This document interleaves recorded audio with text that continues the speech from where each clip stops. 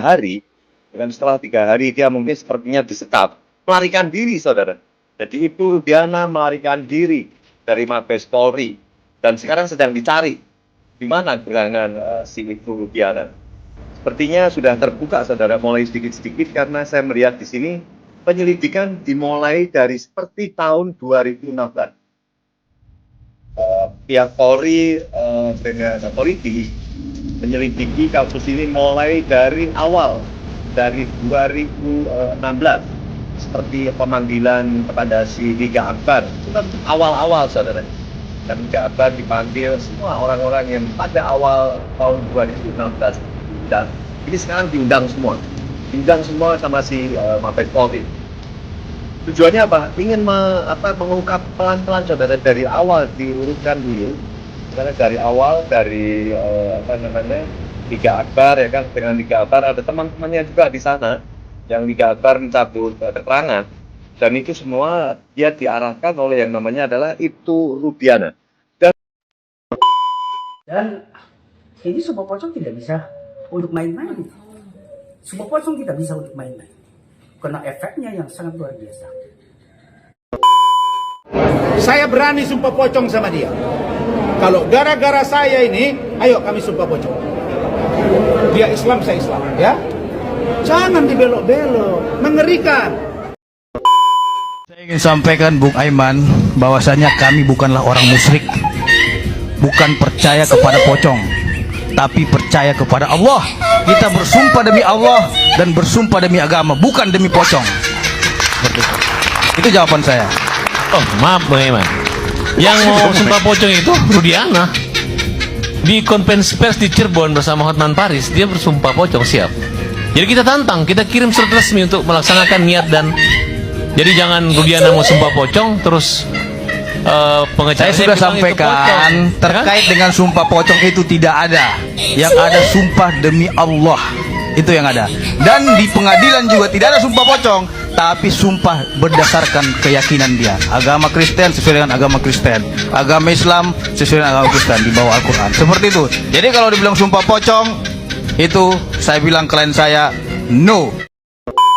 Dengan segala fasilitas untuk sumpah pocong. Jadi fasilitas yang disiapkan itu semuanya disiapkan oleh tim kuasa hukum Sakatatal, karena Pak Farhad Abbas dan Pak Krisnamurti dan semuanya akan hadir dalam sumpah pocong itu. Karena apa? Kita menjawab tantangan dari Bapak Rudiana.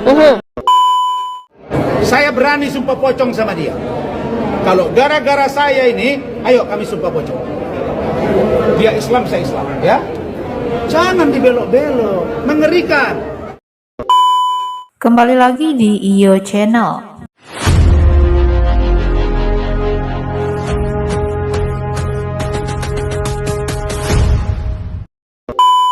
Baiklah, kali ini saya masih akan membahas tentang kasus Vina Cirebon, yaitu tentang nasib Ibtu Rudiana yang dikabarkan menghilang usai diperiksa Bareskrim. Untuk selengkapnya simak cuplikan berikut ini. Nah, pertanyaannya, apa manfaatnya merubah dari kecelakaan menjadi kasus pembunuhan? Menurut saya sih ada dua alasannya. Yang pertama, karena faktor emosional. Karena waktu itu anaknya sendiri kan yang menjadi korban. Pertama memang kasusnya ini kan kecelakaan lalu lintas. Tapi setelah ada kesurupan tuh si Linda bilang bukan itu pembunuhan. Nah dia emosi tuh. Wah ini jangan-jangan bener. Akhirnya dia selidiki dan tangkep itu. Nah, yang kedua nih alasannya, kebetulan di waktu itu, di masa itu, geng motor tuh lagi meresahkan masyarakat lah begitu loh. Dengan dia nangkepin orang-orang yang diduga geng motor, nah dia nama baiknya nih menjadi harum gitu loh di institusi kepolisian. Dan dengan nama baiknya dia nangkepin geng motor dan geng motornya mereda, dia menjadi dapat simpatik dan mungkin saja jabatannya di masa itu naik. Kira-kira dua itulah alasannya. Dan ini Sumpah Pocong tidak bisa untuk main-main. Sumpah Pocong tidak bisa untuk main-main. Karena efeknya yang sangat luar biasa. Di dalam Sumpah Pocong itu kan nanti kan si objek ini persis seperti ritualnya, persis seperti kita mau mengubur atau mengkafani orang yang meninggal. Dimandikan dulu, disucikan dulu. Ngambil air wudhu dulu. Bacain syahadat dulu. Kita kasih kain kafan. Terus istilah kalau Cirebon, dikasih semua bumbu-bumbu mayit. Semua. Ada bubuk cendana dan lain sebagainya. Pokoknya persis seperti kita ngafani orang meninggal saja. Nah, setelah itu si objek ini menuruti kata-kata apa yang saya ucapkan. Bla bla bla bla bla bla.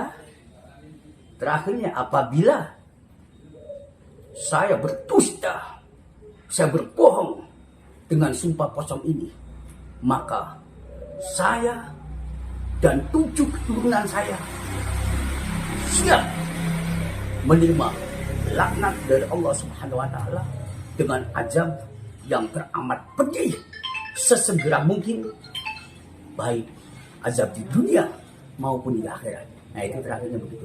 Jadi nggak bisa untuk main-main. Berarti sangat sakral banget ya? Sangat sakral banget ini. Bagi saya seperti Pak Rudiana ini dinonaktifkan dulu, ditaruh di Yanma dalam rangka pemeriksaan. Nanti kalau memang nggak salah dikembalikan jabatannya lagi seperti itu. Dinonaktifkan dulu, mengikuti penyelidikan dulu, baru kalau memang terbukti tidak salah, baru diaktifkan kembali. Oke, tapi bagaimana dengan kuasa hukum yang tidak difasilitasi atau tidak diinfo soal pemeriksaan dari Ibtu Rudiana? Apakah memang wajar seperti itu, Pak? Harusnya diberitahukan kepada para penasihat hukumnya bahwa yang bersangkutan sudah dapat surat keputusan nonaktif, sehingga di mana bisa dihubungi sementara kalau ada masalah-masalah seperti itu. Dan mungkin belum perlu ditahan dulu karena yang bersangkutan kan belum tentu bersalah misalnya seperti itu. Oke, baik.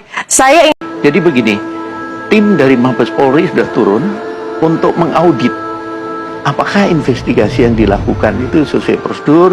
Kalau penyimpangan, apa bentuk penyimpangannya, siapa orangnya, ini sementara berjalan. Ini orang-orang ini masih bertugas atau di non-jobkan kemudian harus menjalani pemeriksaan secara terpisah atau seperti apa, Pak? Teknisnya itu biasanya nanti diatur kalau dia sudah mutasi ke tempat lain, dipanggil kemudian diperiksa.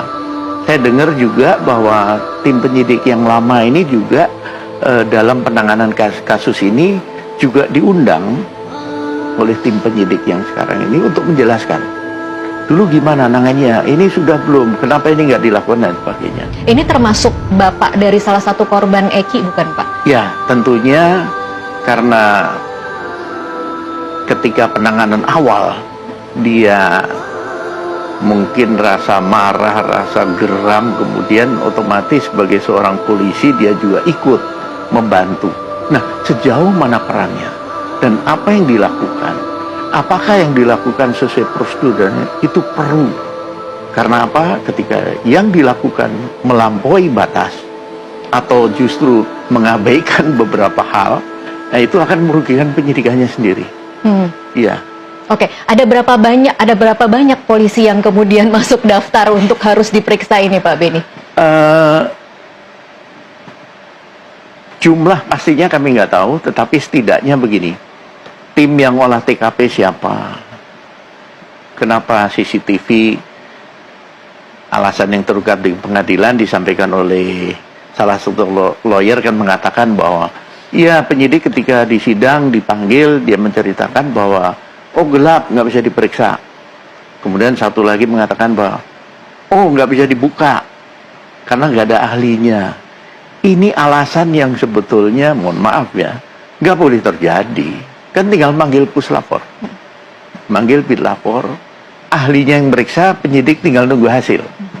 Nah, hal itu pasti akan dimintai pertanggung jawab. Kenapa itu dilakukan? Termasuk ekshumasi, gali kubur, otopsi, ditemukan sperma. Kenapa tidak diperiksa DNA? Alasannya apa? Padahal kalau diperiksa langsung tersambung tuh siapa yang melakukan pemerkosaan dan sebagainya. Setelah diperiksa 3 hari di Barreskrim Mabes Polri terkait penanganan kasus Vina Cirebon, Ibtu Rudiana dikabarkan menghilang. Kabar menghilangnya Ibtu Rudiana diungkap kuasa hukumnya Mardiman, dikutip dari YouTube Nusantara TV.